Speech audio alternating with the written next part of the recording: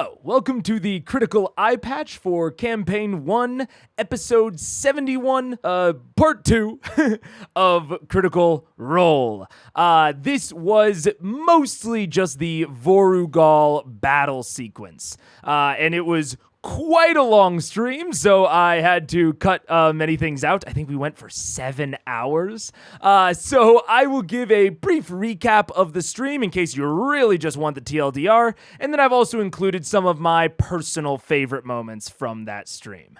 And the TLDR of this one, for me, is that I thought that the design, and I guess planning, you could say, from both Matt and the players was a little bit lacking or lackluster in certain areas, but I think that was massively offset by the actual in-the-moment running and decision-making. And overall, I am glad that everything happened the way it did. From a more 10,000-foot view perspective, we need to get closer to Thordak, and so I am glad that we have finished off Vorugal, even if I think some of the planning around it might have felt a little strange or maybe partially contrived. I also think that Matt displayed some really great DMing strategies for how to break your players through analysis paralysis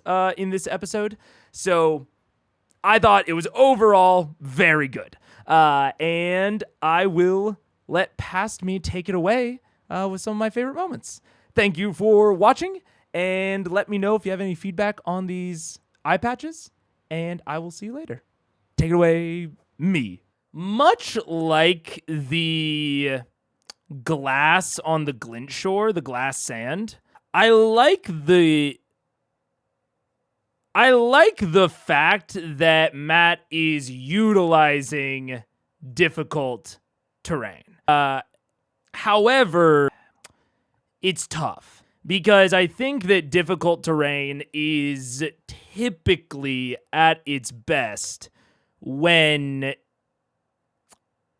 it only affects a portion of the arena, not necessarily the entire thing, because it encourages decision making that way. Like how are you going to move throughout the arena? The difficult terrain can be a consideration there. I think it can be interesting as a more broad, it affects the entire arena, but again, only if it is affecting decision making. And we'll see about how it does or doesn't, but given that there's not a lot of points of interest in this arena, that seems more like an aesthetic than an actual, than actually something that will impact the encounter and the combat. Which, to be fair, I don't mind mechanical things existing purely for the aesthetic, like purely for reinforcing tone or anything like that. That's fine to me. I don't mind that. But I think you should make the arena interesting and then worry about like tonal reinforcement and all that sort of stuff. I've realized, especially over like the past 2 episodes, that I definitely have that mindset of, and I actually talk about this a little bit in Fantasy Eye episode 2, which hasn't come out yet, but you guys will see it soon.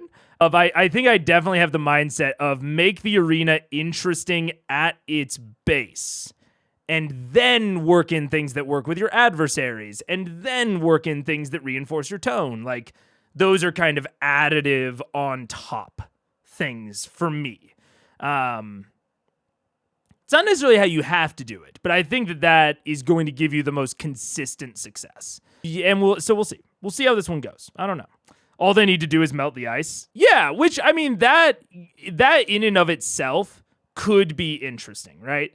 Like, the idea of difficult terrain that is not actually that difficult to get rid of.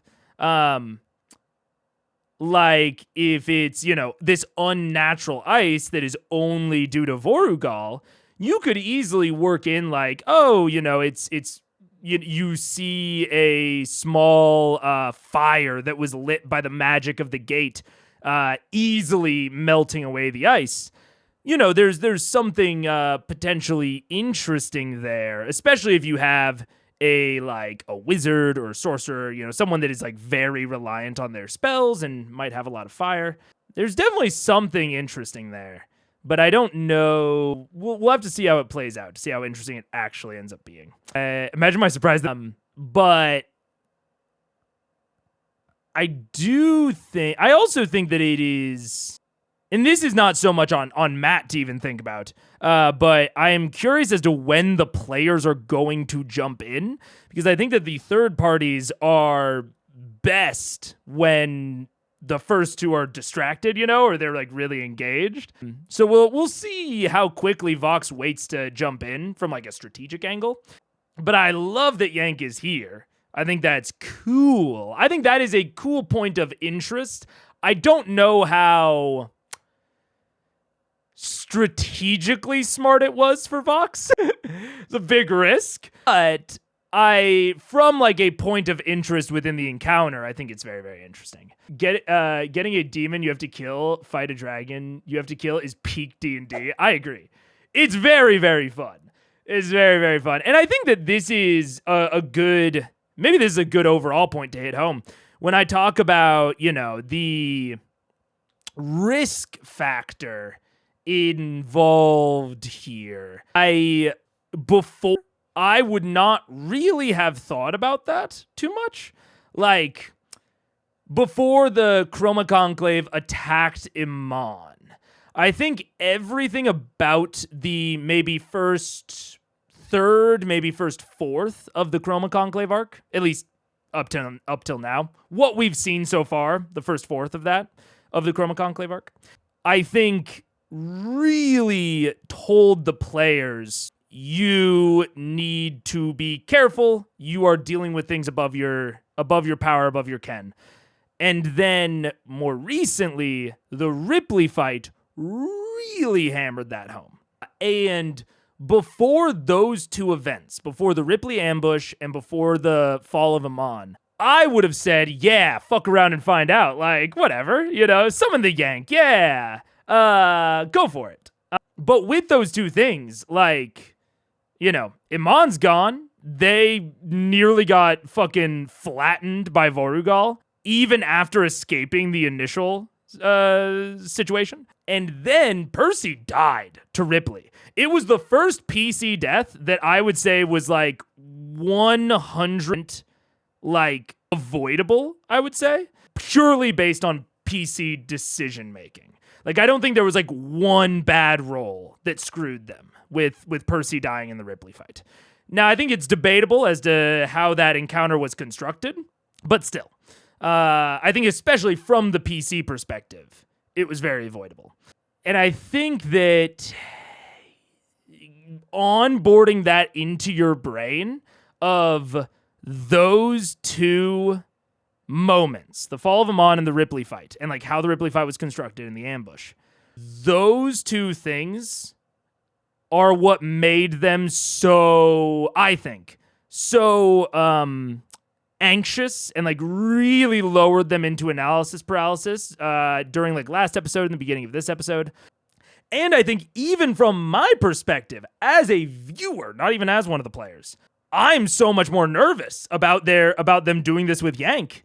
It seems so much more risky. And now I am worried that like Matt has shown that if they take risks and it doesn't pay off, they might just die. Like, he is willing to kill them.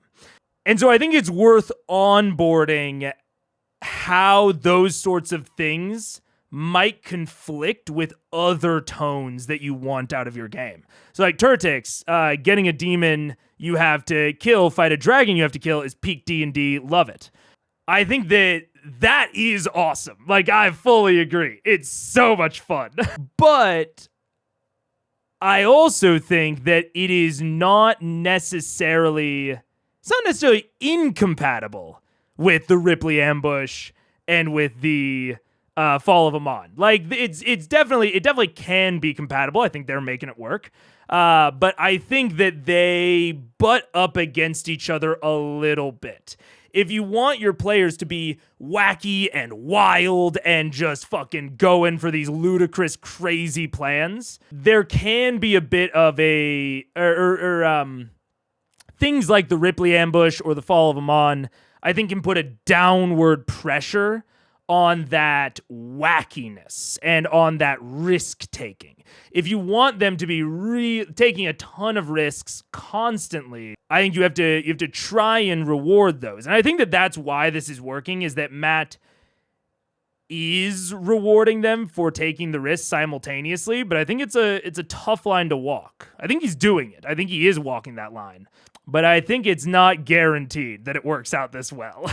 And I think, honestly, the majority of cases aren't going to work out this well, where you have those two things kind of simultaneously. So, yeah, I don't know. It's definitely, it's interesting. It's interesting.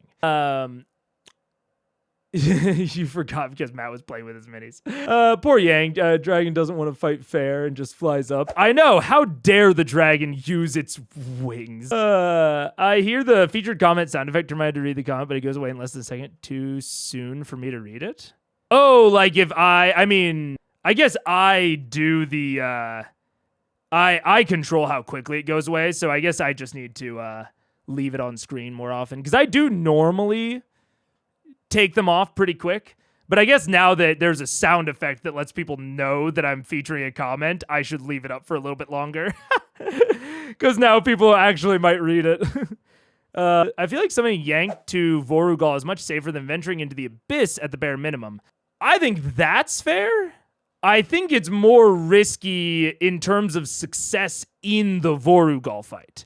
It might be less risky than encountering Yank in the abyss, but I think it presents an amount of risk, an amount of additional risk to the Vorugal fight, because now you have two allies, quote unquote, that are very shaky with both Yank and Raishan. That's a lot of variables that you can't control. Two very strong variables that you can't control. Like if Raishan and Yank both decide to flip and join Vorugal, Vox has no chance. Whereas I think they had a decent chance if they didn't have either of those people, at base. But, the reward for the risk is the group watching the minis wrestle. It's watching Matt play with his dolls. Yeah. I will say my head turned when I heard the whoosh noise. That's a pretty neat feature. Fuck yeah. That's cool because I do sometimes highlight chats even when I'm not talking.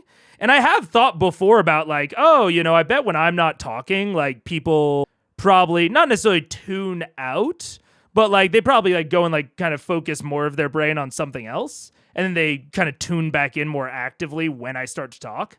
But that could be cool if there's like a little whoosh noise when I'm highlighting a chat so that people do kind of tune back in for that. That's not even something that I thought about. If you're not going to read the comment or it's super short, leave it up for like 10 seconds to adjust for reading speeds. Yeah, I think you're right. I think that's... normally, I don't do that. A lot of times when I'm highlighting messages, especially... it's either while I'm reading them or it is because I note down all of the messages that I highlight automatically in my transcripts, and they help with the chapter processing. So that's why I do it a lot of times. So I don't even really think about people reading them sometimes. But that's fair. I can start to do that. They in theory could have someone yank individually and prepped a ready attack round immediately to gank it rather than venturing into the abyss. Exactly. Yeah. I think that would have been a very solid way to just defeat Yank. But I think that involving him in the Vorugal fight is a level of risk. Not necessarily, again, I think that level of risk is fun, but I also think how willing your players are to engage in that level of risk, I think depends on what they feel like the consequences might be for that. If they feel like the consequences are just potentially wasting the gate scroll or what have you, Sure, yeah, absolutely. But if they feel like the consequences might be one of them dying, I think they're going to be less likely to engage. So, again, not saying that it can't work. I think that Matt is walking the line solidly, but I think that those can be a little bit tonally dissonant, perhaps. What up? Hello. We're back. It's cool. I guess the thing is they all have the initiative to jump in whenever they choose. Yeah. And I mean, Crazy is saying the others are on a different plane of existence. They don't know what's going on.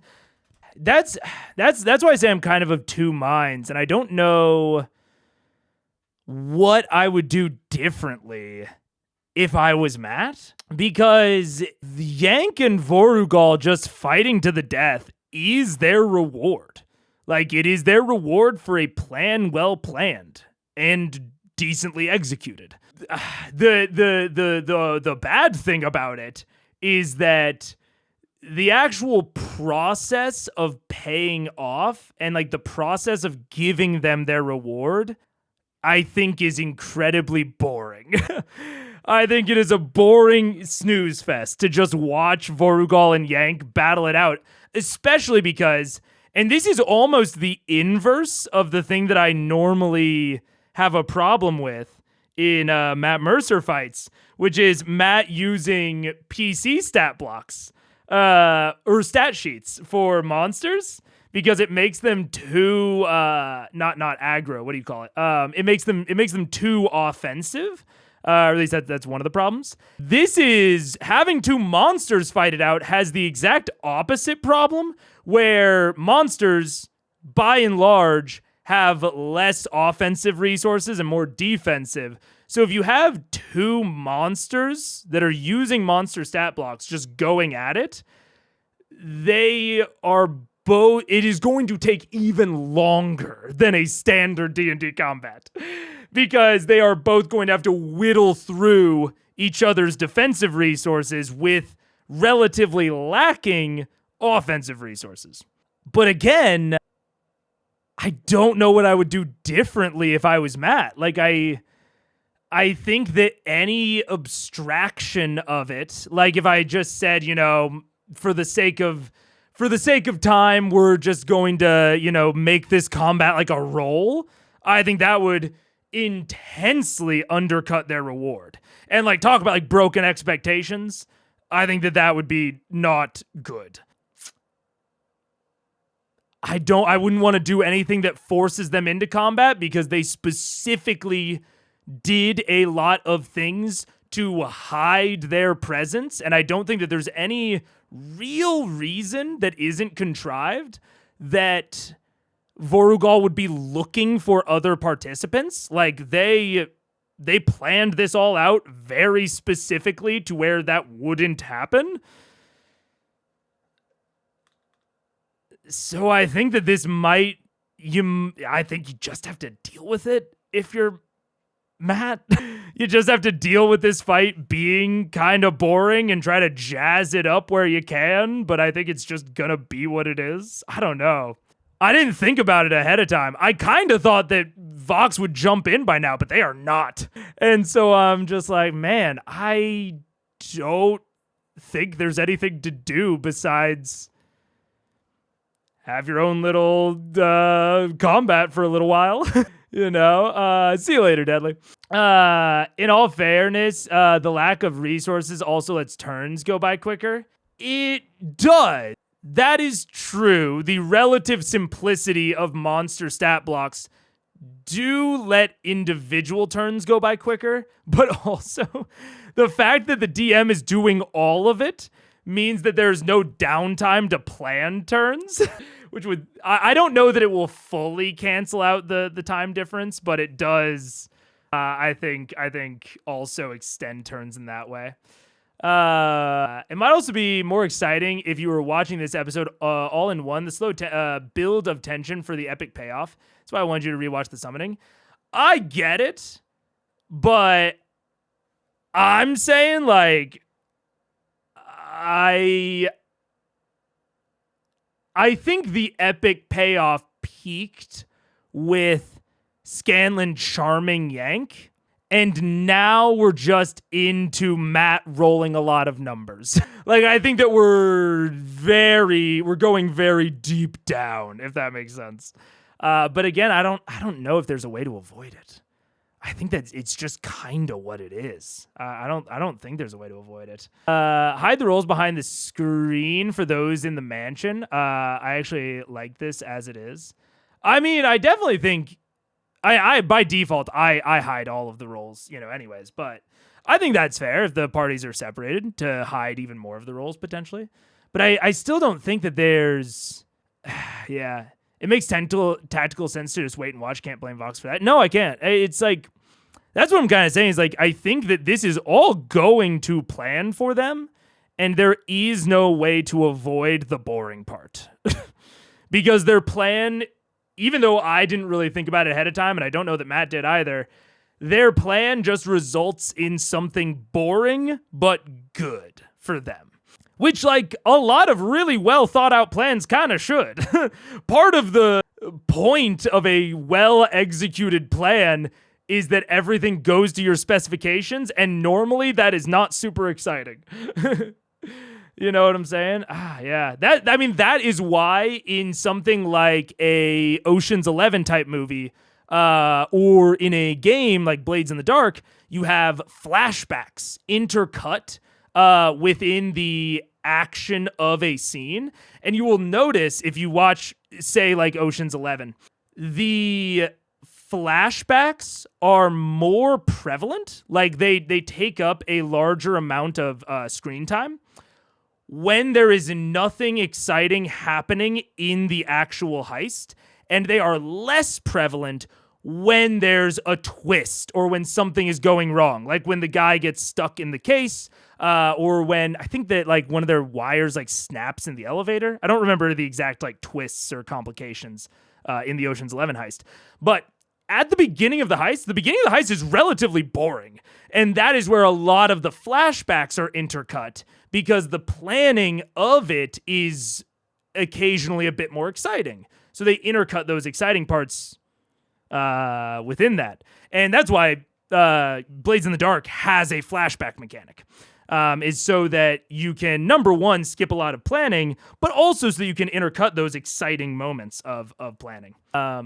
Yeah. Liam did seem pumped about watching action figures smash together. Yeah, he looks super pumped. I don't know. Yeah. The players having the option to jump in does also limit the opportunity for abstraction. Absolutely. Like, I don't think there's any way that you can abstract this that does not lead to it feeling worse. Like, I think you just can't. I don't think you can. Yeah. Yeah. Been a hot minute since a bit dimension. True. Matt could just take the draw steal method and just describe how Vorugal Yank wins and determine the damage the winner takes as a reward. That's where, I think that is a type of abstraction that you can do there. Essentially just turn the combat into a skill check. But because of what Jonathan just mentioned of their opportunity to jump in, which I do think is integral to the plan and integral to the reward and like integral to their expectations of what the result of their plan would be, because they have the freedom to jump in whenever they want and whenever is most advantageous. I don't think you can actually abstract it into a skill check, unfortunately, because I think that really takes away a core part of the reward. Maybe not a core part, but a substantial part of the reward. Might be one of those instances where the players are having fun, but might not be to the benefit of the viewers. I think the players are certainly enjoying a plan coming to fruition. I would still claim that you are essentially, part of the reward of this plan is essentially turning the players into viewers. So I think in the same way that sometimes combat is not as enjoyable for us as viewers as it is for them, I think this combat is not going to be as enjoyable for them as if they were participating in it. But again, I don't know if there's any way around that. I think you have to give them the reward, even if it is boring. Yeah. Personally, watching my plan be successful and just unravel would be pretty fun. Yeah, I mean that is again, I think that is what you have to do at the end of the day. Like, I think that the watching the plan be successful and that reward is more important than the potential boringness of a combat. Like, watching your plan come to fruition is good and rewarding and fun. I just wish that there was a way to do it that itself wasn't boring. Like, the ideal is that a plan can come to fruition and the experience of watching that plan come to fruition is also interesting separately. You know, the ideal is that we can have both. But right here, I think we only have one, and I don't think there's any way around that. It's basically the rule that if you see the planning, the plan will fail, but if you don't see it, the plan succeeds. Oh, yeah. I know what you're talking about, Confused Strawberry, but I don't know exactly what it's called. But yes, that is the name of a trope, yeah. Could you instead give the players control of the monsters and let them duke it out? Ooh, that's tough. That's interesting. That's an interesting idea. I don't think you could do that with Vox Machina in an actual play, blah, blah, blah, blah, blah. But at a home game, like at my home table, where my players are like actively allergic to metagaming and will play their characters sometimes dumber than they need to actively like cut themselves off from metagaming, I could do that. I could absolutely do that, and that would be actually kind of interesting because that could actually theoretically be even more rewarding, because if you allow the players to play both of the monsters in this case, they can play the monsters even more tactically, allowing them to whittle down each other's health even better. Like, if both sides are, kind of playing to win, that is theoretically even more reward because they are able to extend this fight and potentially, and potentially get even more reward out of it than they otherwise would. You would have to really be confident that your players aren't going to metagame it. You would have to be very, very confident about that. But I think at like something like my table, that could work. That could work really well. I don't know if that's the answer for every table, but I think that's a solid option. I think that's a really solid option. I think that could be fun. Invested might be better. They keep making comments on the fight. I do think they're invested. I definitely think they're invested. I don't think they're invested because it's interesting.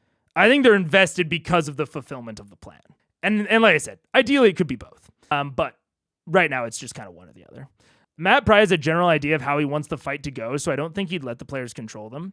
Yeah, and especially for the situation that we're in with it being an actual play, I don't think he'd let them, but I think that could work for some tables.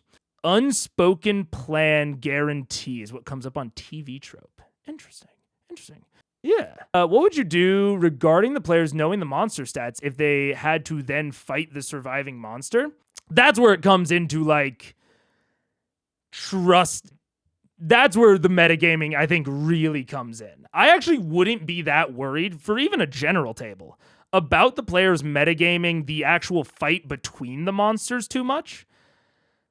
But it would be difficult. I think at an average table, I think it would be difficult for the players to separate their knowledge of the surviving monster after the fact. Like how much health it has, what its AC is, what its other stats are. I don't know. I think there's a world in which you give them a stripped down stat block, maybe. Like maybe you only give them the monster like attacks and defenses, but you don't give them the health. You just tell them like when each monster is bloodied, or potentially like, 3/4, half, quarter health, so that they have a general gauge. But if they go to fight that monster later, they don't have an exact gauge. That could be possible and could help cut down, I think on the worst aspects of metagaming, if they then had to fight that monster afterward. But it's risky. I think the fighting the monster afterward is the worst. Is the most not necessarily risky, but like the biggest downside to having the players control the monsters in this situation is that it will just be hard for them to extract that knowledge from their brain. Again, I think my players could do it, but my players are like paranoid allergic to metagaming.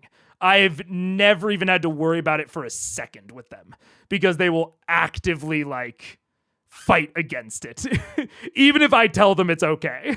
So I wouldn't have to worry about it, but I think that the average table might. Now it looks like Yank doesn't have much of a recourse until Vorugal's on the ground, and Vorugal seems to have noticed this and is starting to keep a distance, and is just waiting. I can ground him. This is also this is an interesting way of Matt. There is another, again, so much of this is such a good reward and such a good fulfillment of their plan that I definitely don't think there's much that Matt can do differently. It's also a really good opportunity for Matt to show off Vorugal's tactics. And Matt just very blatantly narrated it right there of Vorugal is realizing that if he keeps his distance, Yank doesn't have much recourse. I think that that is a very explicit, hey players, I'm showing you Vorugal's tactics right now. Keep that in mind for your fight, which I think is cool. Like, again, I think that's a cool reward for all of the planning that they did. Stuff. The boringness of the fight also depends on the narration. I feel like the way Matt describes how they fight is so cool. Yeah, well, how do I say it? I think you are... I think that the way that a fight is described is definitely one of the factors that leads to how overall interesting or fun a fight is. My mind flashes back to the Grog arena battle in Vasselheim during, I think it was the Slayer's Take arc. Potentially the second time they went to Vasselheim. No, I think it was the Slayer's Take arc, where he battles the guy that had like the monk level in that arena, in that like pit fight. I thought that fight itself was boring as hell. Matt did describe it super fun. Matt did a lot of legwork to make that an even remotely interesting fight. And I think that he is doing the same legwork here. I think, how do I say it? I think that is it is a very distinct demonstration of Matt's skill. And I don't think it is something that most DMs will be able to rely on. So I think that Matt is making it work through his own specific skill set. But I think that is Matt's skill set, and I think that the aspects of his skill set that are making it work are more rare. Like, him keeping this fight interesting is impressive, but I think it is impressive to his running, not necessarily impressive to the design, if that makes sense. Because there is kind of that duality of, like, how is a combat designed versus how is it run? And I think that the description is like really solidly within the running of the combat. And I think that Matt is doing that amazingly. But the kind of design or prep, maybe you could call it, is possibly lacking here. But again, I don't think there's anything that I would have done differently in the prep. So I think he's doing the absolute best he can. I think he's doing the absolute best version of this that I can think of. Yeah. If Matt just kept saying they hit each other, it would have been lame. Also true. Damage averages could also be super helpful here with speeding stuff up. Absolutely. Yeah. I think if Matt's not using damage averages, that would be... I definitely think he should be. Yeah. Damage averages are really good for speeding things up. using average health if you normally roll it. Yeah. Is the queer skeleton joke out of date now? It's a little old, Fat Yoshi. I won't lie. It's either so out of date that I haven't heard it, or so new I've never heard it. It was from it's a few months ago. It's a few months out of date at this point. But yeah. I don't know. This is tough. I definitely think that, again, I think I'm definitely coming down on the side of like, I think this is the best version of what it is, but it has this like inherent thing that I don't like, but I think that is worth everything else that we're getting out of it, you know? Yeah. And I think that someone in a comment was like, I don't know if you caught this, but you were theorizing about something that seemed pertinent for blah blah blah. About the divine gate, which does seems relevant, and I think I would have tuned in on it here regardless of the comment. Hi. Set the speed a little bit slower for that one. Yeah. I think so too. If you rolled another 10, it would not work. Is how percent dice work. Yeah. It's okay. Oy, the dogs, man. I think I will have the energy. Well, maybe. I mean, we would see. But I think I will have the energy for the other episode tomorrow or today. But I don't know if the dogs will be able to handle it. They are anxious. Saren Ray. Ooh, that is not how you spell Saren Ray. Oh, wait, I can see it right there. Saren Ray. Actually, that was pretty close. Has to reach beyond the divine gate to lend Ashley her strength. Or I shouldn't say Ashley, Pike. Pike, her strength. Could have something to do with the sun tree mentioning that he can't quite, or that he can't feel the gods as much anymore. Might have something to do with that, because that seems interesting. Seems not necessarily super important, but at least somewhat impactful. Ray has the ability to reach beyond the divine gate and lend you her strength temporarily. You should go ahead and roll a d10. What does mean? They're being insane. So cool. What'd you roll? A 10? A 0? Yeah. 0. A 0. Never works. Shut the fuck up! She has to roll under her You have to roll level. under your level. Which she did. So this succeeded. So, Shut the fuck up, Ashley! as you clutch your holy symbol, concentrating, hoping that she's there, feeling the division between the gods and their followers since the divergence occurred, and you reached out to her a number of times, you look up. Okay. Yeah, there's definitely something going on here. Say that again? The division between the gods and their followers since the divergence occurred?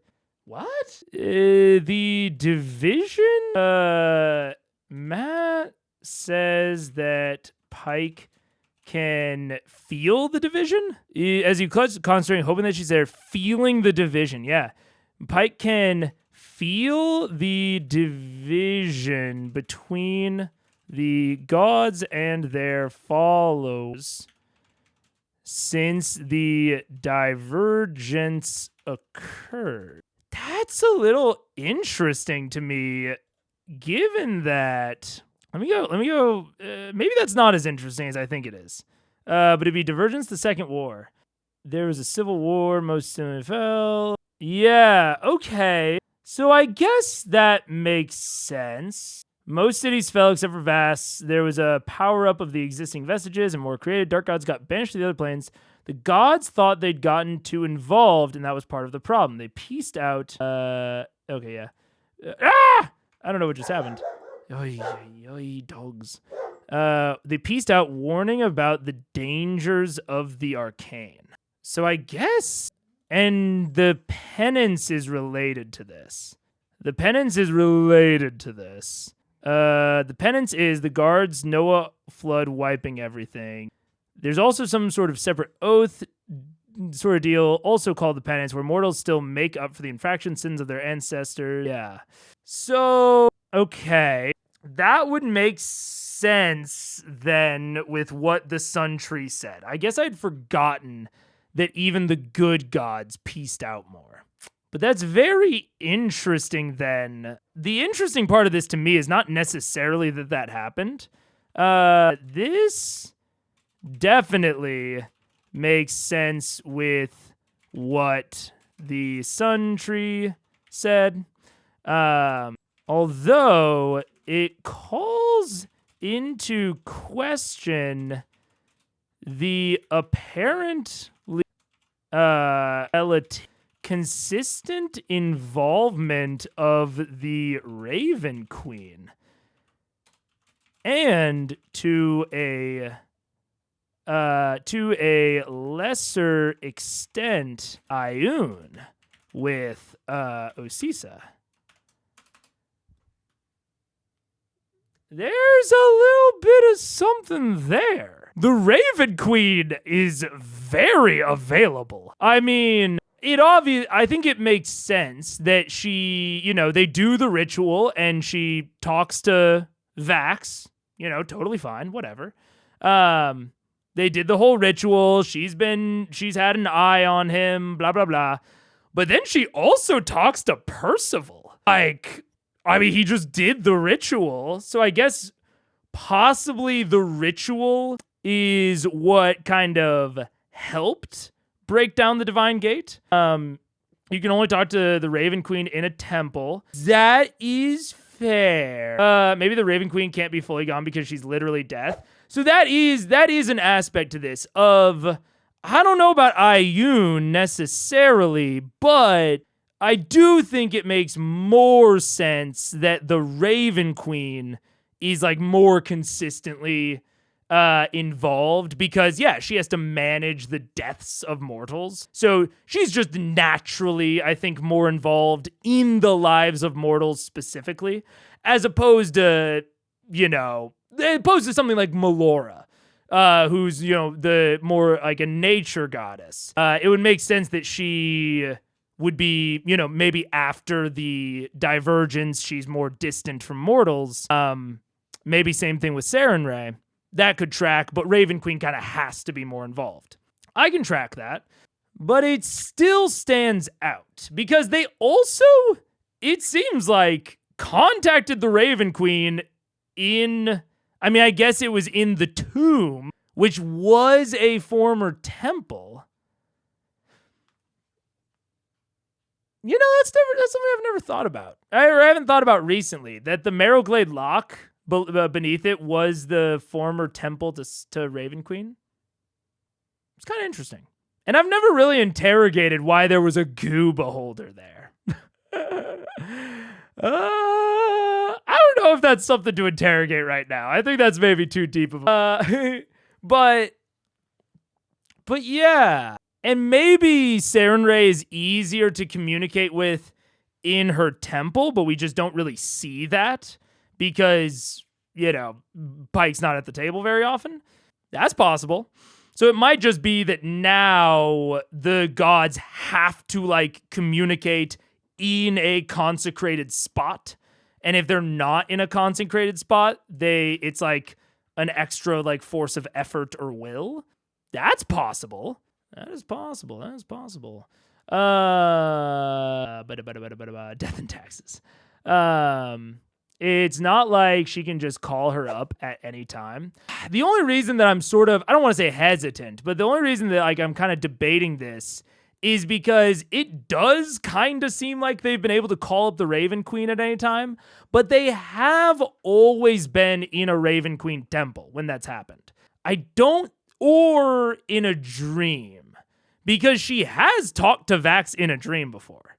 But that was her reaching out to Vax, not Vax reaching out to her, so maybe it's a little bit different. I don't know. I guess they're only gone in as much as 5e allows raw. Yeah. I don't think, and to be clear, I don't even think in the lore they're gone. It seems like they just took a step back from being so actively involved. I think that they are still involved to the degrees that they need to be, but it seems like an interesting cosmological detail in how exactly that structure works, you know? Like, where exactly can they make contact easily? Where does it require a little bit more effort? There's something there. There's something there. Oh yeah. A former temple is like when you used to run the social media account for your job and you go like 2 years ago. Yeah, kinda, yeah. There's also a guest at the Marrowglade Lock Lake, so Matt might put the beholder there because it's iconic. Yeah, I don't know that there's too much to interrogate with the goo beholder. There might be, but we didn't get enough. They didn't explore, honestly, enough of the Marrowglade Lock dungeon for us to, I think, get a good sense of why that happened. So yeah. Vax is also the Raven Queen's champion, so maybe it's different from being a follower that allows for more communication. That's also possible. And he has like the consecrated armor, so maybe there's a little bit more consistent communication there. I can totally buy that like the blood ritual just lets them bypass it no problem, which is why Percy could talk to her. There's definitely some interesting cosmological details. Because it seems like, the times that Vax has talked to her has either been in a temple, resultant of a ritual, or she has reached out to him. And Percy talked to her as a result of the ritual. I'm trying to think of anyone else who has talked to a god besides Pike. Yeah. So it seems like it is not just that the gods maybe necessarily chose to walk away. They did something to distance themselves to the point where their accessibility to mortals does seem possibly self-imposed, but it seems limited in some way by this divine gate. It seems like there is somewhat of a wall there that even they can't freely cross. Unclear. Because I don't think the Raven Queen has ever reached out to Vax, even of her own volition, while he was awake. And it's a classic trope that, like, while you're in the realm of dreams, the borders between worlds are more shallow, blah, blah. So it makes, like, intuitive sense to me that even if there is this wall, it would be more accessible while he's sleeping. And then the other times are in consecrated spots, which you can almost imagine as a tunnel through the wall, through the divine wall, right? The sacred consecrated spots, like their temples, are kind of tunnels through that wall that are for that deity only. They're bus lanes. If you perform a special ritual, it's almost like paying the guard at the gate, bribing off the guard. Hey, I'll do all of X, Y, and Z. I'll make it through the maze, and then I can get through to talk. Or you have to kind of partially go past the wall just by default, like with dreams. Like dreams can maybe almost be thought of as getting on top of the wall. And either one of you can get on top of the wall, but maybe not fully cross it, the fence. And so if you're on top of the wall from the dream, then the god can come and meet you up there. But I don't think we've seen a god just straight up contact someone of their own volition while not in a dream, not in a temple, not in a ritual, except for right now. But arguably, this is still the ritual reasoning. Like, I think it could easily be argued that whatever Pike is doing to make this work, this divine intervention, probably involves some sort of ritual and some sort of expenditure of power on her side. And then it still is a question mark as to whether or not, Saren Ray can come through. Because most of the time with divine intervention, I think of it more and I see it more described as a willingness on the deity's part to do anything. Like whether or not something happens is up to the willingness of the deity, not necessarily the ability. But it seems from Matt's description, it seems like Saren Ray was actively attempting to no matter what. And it was a question mark of whether or not she would be able to. It's very interesting. Very, very interesting. Yeah. Reaching beyond the divine gate. Very interesting. Very, very interesting. And even Osisa, with her connection to Ioun, she's in the Ioun temple when she's operating the Heartstone, which she says that Ioun lends her strength to work the Heartstone. But that's still in an Ioun temple. The Ziggurats are Ioun temples. We know that. So even that connection is, in the sacred spot. Interesting. There's possibly like a self-imposed wall that the gods put up for themselves. Very interesting. Very interesting. Very interesting. It's also possible that it's required. This is another possibility. That when the gods possibly ejected the dark gods, they had to craft a wall around the material plane that would keep divine entities like the dark gods out. And thereby, they also essentially get kicked out. Like it was just like a necessary evil of if they wanted to keep the dark gods out, they would have to build something that would also affect them. That's also a possible explanation for how/why this happened. And it's possible that the history just got muddled in the process of like, but the divine gods are so much cooler. They're so much more powerful. They're so much better than the dark gods. Even a wall that would hold out the dark gods would never keep the divine gods back. So they must have chosen to stay away. I could see the histories potentially getting skewed to maintain the supremacy of the divine gods. It doesn't look good if the wall that they erected to keep the dark gods out also keeps them out. It kind of puts them, on the same level as the dark gods, which, especially most of our information has come from religiously affiliated sources at this point. And if you're a religiously affiliated source, it makes apologetic sense. And by apologetic, I mean the practice of arguing and arguing for like proof of your religion.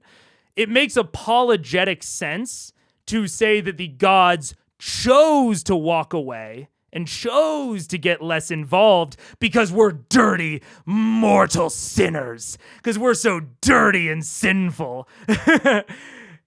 As opposed to, hey, if they were gonna keep the dark gods out, they had to keep themselves out too. One of those is much more apologetically like convincing that you're on the right side of things, and provides more apologetic like reason for more, let's call a spade, of more possibly authoritarian religious practices. So interesting.